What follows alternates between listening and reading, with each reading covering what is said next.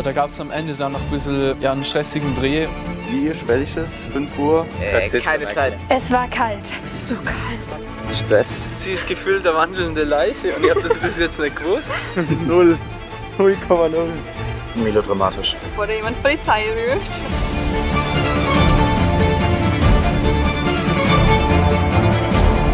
Eigentlich atemberaubend.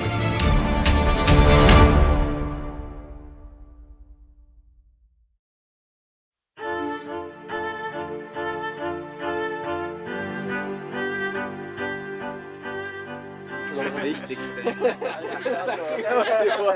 Das war's. Hast du die Shotlist offen? Ja. So, wir sind Scene 1.1, oder? Ja, zum einen mal ist dieser Film mein Bachelorprojekt hier an der Fachhochschule.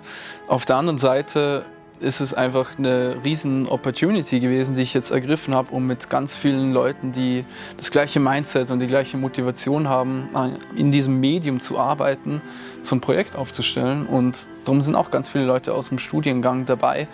Und das ist irgendwo auch mein Ziel gewesen, was zu machen, das Emotionen auslöst, das Leute vielleicht zum Nachdenken anregt, irgendwo provoziert, Diskussionen auslöst. Und ja, das mit so einem großen Team und so einem schönen Kreis zu bewirken, das ist sehr schön. Also gerade wenn wir da an unseren ersten Drehtag zurückdenken, er war vom Licht nicht ganz einfach, weil wir hatten nicht so viel Sonne. Und dann mussten wir immer gucken, welche Sachen sind im Schatten, welche Sachen sind in der Sonne. Dann musste man Sachen unnatürlich abschatten. Wir haben dann halt angefangen, eine Höhle zu bauen. Und Die Höhle. Okay, was ist gerade eure Mission hier? Eine Höhle. Eine Höhle. Und das Ganze wird wieso Wir gemacht? müssen näher ran, dass das hält. Ja, weil die Sonne jetzt vor da kommt und vorher war sie vor da. ich war so froh, dass Jan auch mit dabei ist, weil Jan hat auch einfach so eine ruhige Ausstrahlung. Und irgendwie, das tut einem immer voll gut. Und er hat auch immer so viel guten Input und ist so gut in Sachen auch improvisieren, wenn es mal nicht so gut läuft oder so. Also er hat da auch einfach eine Kreativität und eine Art, Probleme zu lösen, anzugehen, die ich sehr gerne mag und die es sehr angenehm macht, mit ihm zusammenzuarbeiten. Das kann ja wirklich nicht sein, oder? Eigentlich hat das wie ein sehr ruhiger Platz eigentlich beim Location Scouting gewirkt. Geil, Erster aber das Drehversuch. Auto hat alles verschissen. Das war echt sehr anstrengend, weil da wirklich so eine Lärmbelastung war. Alles klar, Ruhe und bitte. Keine Ruhe in dem Fall? Das sind Kinder. Leck mich am Arsch, Alter. Fabio ist halt manchmal immer wie so eine alte Oma. Es ist nicht erlaubt, hier zu sprechen.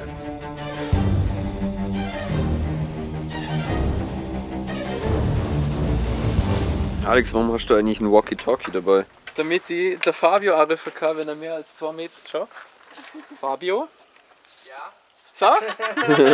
Krass, was er alles eigentlich mit Licht kann, auch generell, wie er mit der Kamera arbeiten kann. Es war sehr interessant, ihn mal nicht als Camera Operator zu sehen. Er hat echt wirklich immer guten Input, was Licht angeht. Viel Equipment immer mit dabei, kennt sich technisch auf einem Niveau aus. Ich meine, kann Fabio fast alles fragen und der hat eine Antwort darauf. Okay, let's go. Also während Alex mehr sich mit den Schauspielern auseinandergesetzt hat, weil natürlich er auch mehr wusste, wie will er die Szenen gespielt haben und so, habe ich mich halt vor allem ums Kamerateam gekümmert. Es war für mich am Anfang sehr interessant, weil mit Fabio und Jan habe ich ja davor schon öfter zusammen Projekte gearbeitet. Und ich war dann sehr gespannt, wie das Ganze läuft, wenn man noch jemanden mit dazu hat, den man gar nicht kennt. Also ich kannte Konstantin vor den Drehs noch gar nicht.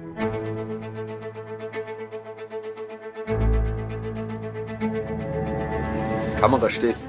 Kamera steht, jetzt machen wir noch den externen Monitor. Den kannte ich zuvor, weil wir damals in der Parallelklasse waren, im Gymnasium. Fokus gern auf die Füße und dann vielleicht schwenkst du auf oder du bist over und schwenkst an. Oder einfach, dass man, ich will Action, ich will Movement. Und ich muss sagen, ich fand die Zusammenarbeit mit Konstantin sehr, sehr angenehm, weil er sehr offen für Input auch immer war und man voll viel voneinander lernen konnte. Ich bin zufrieden bisher. Meine Schultern sind schon ein bisschen ausgelastet, weil das ziemlich schwer ist. Ja. Wie war der Ton? Dann hatten wir ganz, ganz viele verschiedene Boom-Operators. Diana hat mal Boom gemacht. Boom Operator. Boom Einer! Ich will Chicken Nuggets. Ohne Chicken. Hannah hat Boom gemacht. Ich versuche mein Bestes zu geben. Jetzt haben wir das richtige Kabel. Und jetzt sollte die Sache laufen. Niklas hat Boom gemacht. Arbeiten. Kabelsalat. Hast du gesehen, was das für eine Konstruktion hier ist? Das ist der spannende Teil hier gerade. Okay. Das sind sogenannte Shitty Rigs. Okay, erklär mal bitte. Keine Zeit. Okay. Wir Scheiße. gehen jetzt. Scheiß drauf, guck einfach auf deinem Handy. Bist du zuversichtlich in dein Equipment? 0,0. Ach so, was sich durchgezogen hat durch unseren Dreh, waren unsere Shitty Rigs. Ah, Jesus. Shitty Rig, was sehe ich hier? Wollen wir einen Tape noch hier so rumziehen, das ist so als Safety-Ding. Oh mein Gott, Fabio. Eigentlich könnte man ganz Instagram starten. Okay. Das hält alles aus. Wir können 3 Meter in die Luft, gar kein Problem. Jan, Alter, wenn die Asteris hier kommen, kriegen die Stress. Ja, darum haben wir extra am Anti-Eichholz oder ja. was ist dein Kommentar zu diesem Shitty Rig? Ein starkes Ding. Es leuchtet in allen Farben. Ich glaube, der Alex muss uns noch mehr Tape kaufen.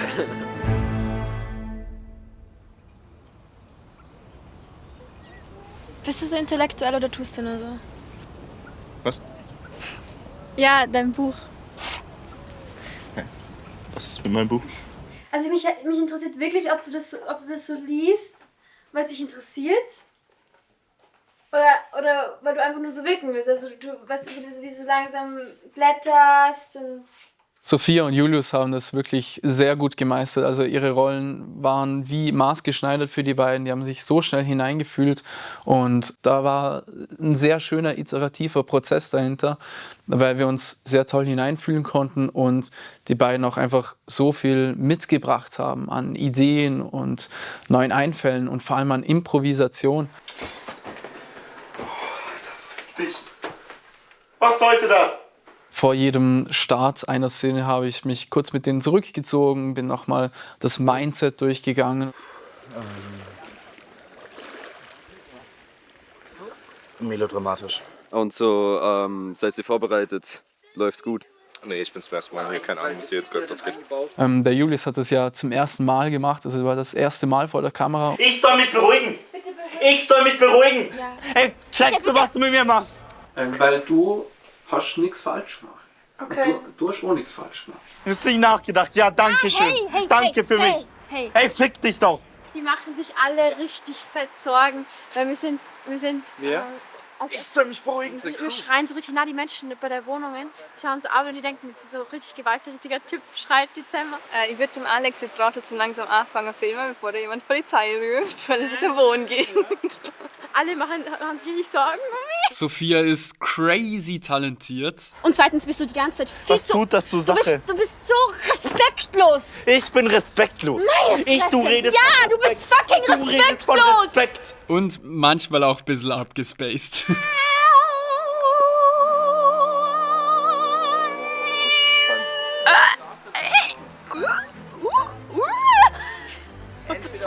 Ich kann das nicht. Ich kann in die Kamera schauen und was Normales vor mir geben. Was machen wir da gerade? Was ist 5 plus 5? 9. Okay. Scherzkeks. Einige Dinge, die sind mir auch selbst passiert und das war sehr spannend, das irgendwie zu inszenieren. Aber das war ein sehr schönes Erlebnis, diese Geschichte mit der Crew zu teilen und das dann auf eine künstlerische Weise umzusetzen. Küsst ihn im Sonnenuntergang. Wie oft passiert dir sowas? Wie oft? Ja. Die Szene war, glaube ich, vor allem für unsere Actors challenging, weil das natürlich eine sehr, sehr gefühlvolle Szene ist. Aber ich muss sagen, das war für mich zum Zuschauen eine der tollsten Szenen. Also Julius und Sophia da beim Acting zuzuschauen, war einfach nur mega faszinierend und die haben das so gut gemacht. Also ich hatte teilweise wirklich Gänsehaut und ich dachte mir so, wow. Dann ging es weiter mit der Szene im Club, die auch sehr aufwendig war, gerade wegen den ganz vielen Leuten, den ganz vielen Statisten, die am Set waren. Dann der geschlossene Raum natürlich, ein bisschen Zeitdruck. Eigentlich läuft gerade alles voll gut, aber ich fange gerade langsam an, Stress zu schieben. Weil in einer halben Stunde kommen unsere Statisten und hier bauen wir noch Licht und so und es wird wahrscheinlich mega pretty. Aber wenn die Statisten da sind, müssen wir, wenn wir noch nicht fertig sind, die einfach dann draußen behalten. Also man weiß es immer, sobald du viele Leute hast, es ist anstrengend. Dann hatten wir ein paar Szenen, einfach verschiedene Blickwinkel etc., wo man halt auch dann immer wieder das Licht umstellen musste. Das heißt, wir hatten Lichtumbauten. Da drin war es stickig, weil jetzt natürlich die ganze Zeit die Nebelmaschine an. Und dafür haben unsere Statisten wirklich echt super mitgemacht und sind da super bei allem mitgegangen.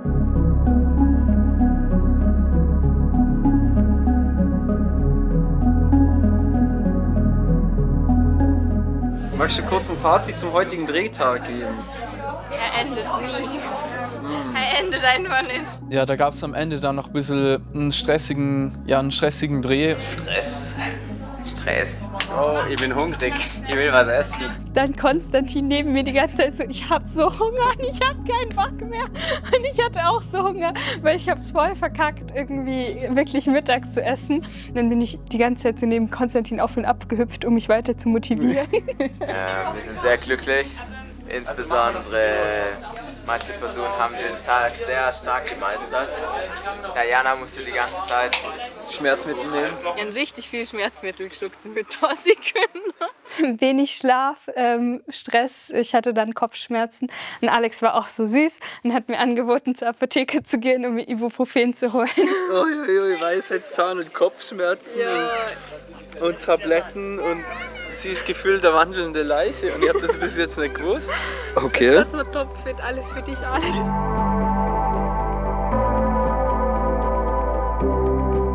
Wir hatten am Dreh immer wieder von Alex so eine Tüte mit Süßigkeiten. Einfach, dass man so ein bisschen was zum Snacken hat, weil es immer anstrengend und man muss ja so auf seinen Blutzucker gucken.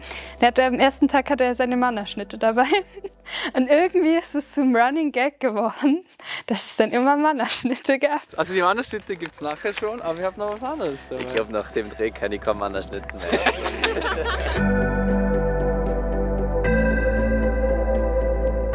Wir werden tanzen. Wir drehen jetzt eine Szene, wie sie tanzen sind, zur Straßenmusik vom wunderbaren Joachim Can. Ich glaube, es wird Salut d'amour. Das ist zur Szene passend. Ich habe mir etwas überlegt. Quasi vorbereitet. Mhm. Genau. Das hat man immer gern von seinen Mitarbeitern. Ja, immer. Auch die jetzt im Schnitt so zu sehen, ich finde, die harmoniert sehr toll, die Szene. Einfach, weil man nochmal zwischen den beiden Charakteren eine neue Dynamik verspürt und auch mit der Geigenmusik ist es wirklich schön. Oh, ich weiß nicht, ich bin sehr müde. Also wir sind hier gerade am Rohrspitz um wie spät ist es? 5 Uhr.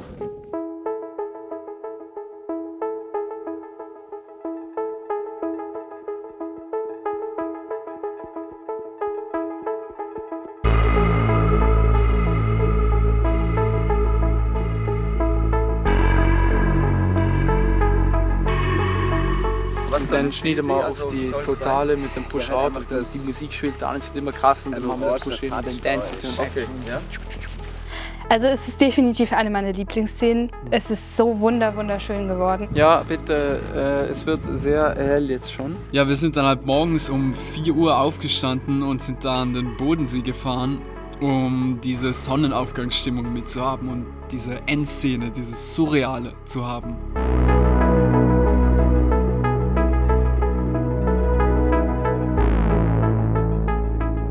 Ja, wir haben jetzt einen kleinen Zeitstress, weil es wird hell. Und wir wollen nicht, dass es hell wird. Zum ersten Mal. Wir wollen ein dunkles Wetter. Stress, weil da kommt jetzt bald die Sonne. Es war schon Oktober, wo wir gedreht haben, September. Anfang Oktober war es. Es war kalt. Ich bin mal gespannt, wie es meinen Händen geht, weil das ist hier schon ein bisschen kalt. Es ist so kalt. Es sieht schön aus, aber es ist kalt. Ja, ist schon frisch, aber ich habe Handschuhe, ich habe eine Kappe, ich bin eigentlich vorbereitet. Also dir ist nicht kalt, will ich damit sagen. Doch, schon, aber ich glaube, andere haben es härter. War geil? Ja, es war voll geil. Oh, Alter. War geil? Es war voll schön. Ja, Mann. Es war schön. Es war Aber jetzt Wasser. Okay, wir stellen sie jetzt ins Wasser. Unsere armen Actor mussten ins Wasser. So schaut die eine Ersatzkleidung an, oder? Nee, aber ich habe Ersatzkleidung da. Achso, fuck. Ah, fuck. Julius hatte keine Ersatzschuhe mit dabei und deswegen habe ich ihm dann meine Wanderschuhe gegeben. Die waren so lange nass.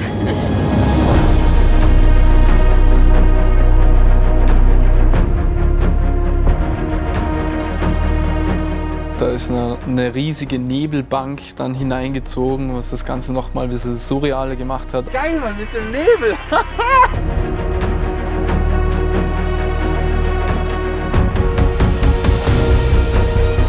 Visuell sind diese Szenen wirklich wie ein Gemälde.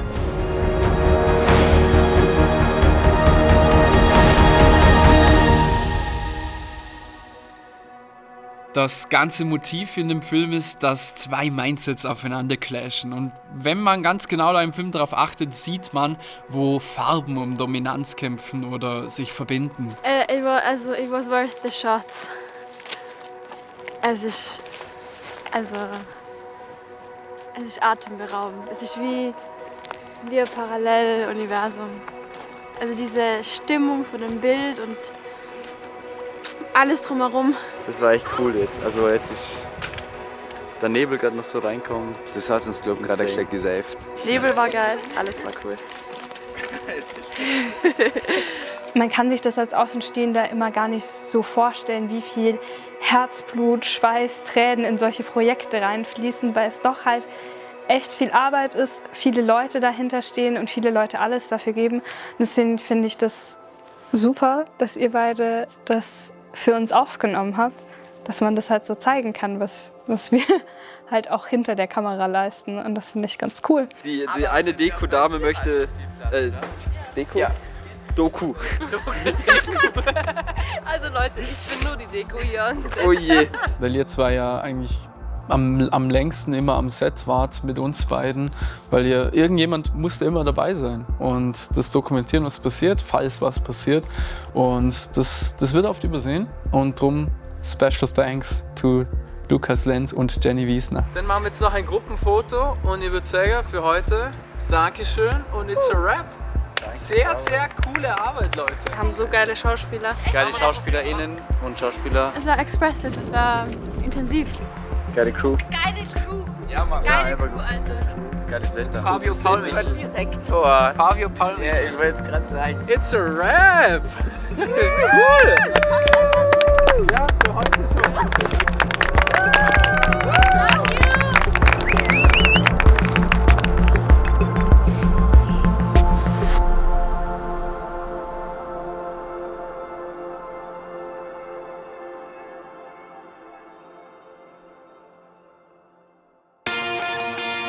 Wie fühlst du euch? Von der Skala von 1 bis 10, solide 10. Ja, ich bin gerade der Wichtigste, weil an mir sieht man das Licht. Was sollte das?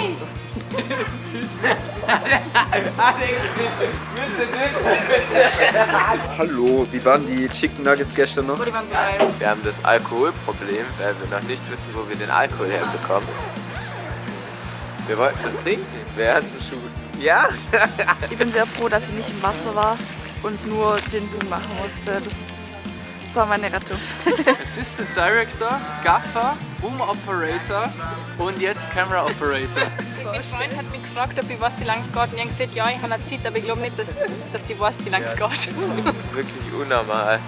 Ja, wir sind glücklich, dass wir bald durch sind, glaube ich. Ja, wenn ihr jetzt ein Bier trinkt, dann kipp ich um.